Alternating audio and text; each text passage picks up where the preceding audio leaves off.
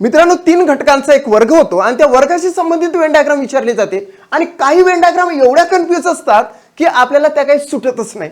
या ठिकाणी बघा, पाळीव प्राणीच्या जागेवर जर का प्राणी असा शब्द दिसला तर नेमकी कोणती डायग्राम येणार असं बऱ्याचशा स्टुडंटने विचारलेलं आहे. आता त्याचा परफेक्ट आन्सर बघा. या ठिकाणी एक क्वेश्चनच आपण घेतलेला आहे, कुत्रे, मांजरे आणि प्राणी. आता कुत्रे आणि मांजरे आणि प्राणी यासाठी आपण काय करणार की एक डायग्राम काढूया आपण. तर प्राणी हा सर्व समावेशित आहे म्हणून या ठिकाणी असा प्राण्याचा मोठा राऊंड घेतला. सर्व कुत्रे हे प्राणी असतात, म्हणजे या ठिकाणी हे कुत्र्यासाठी घेतलं. सर्व मांजरे हे प्राणी असतात, बरोबर आहे का नाही.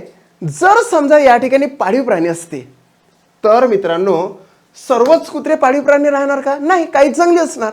सर्वच मांजरा या पाळीव प्राणी असणार का? नाही, काही जंगली असणार. सो त्याची डायग्राम वेगळी निघते. त्याची डायग्राम तुम्हाला दाखवलेलीच आहे. या ठिकाणी ही डायग्राम आहे त्याची कुत्रे, मांजरे आणि पाळीव प्राण्याची डायग्राम येते.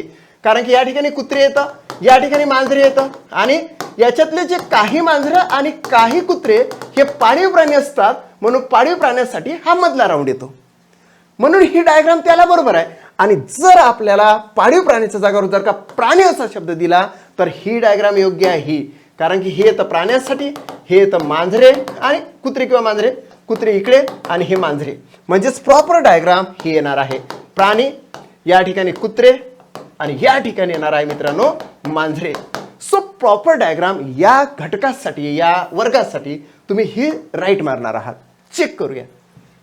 Yes, it's a right answer of this question. That's it complete.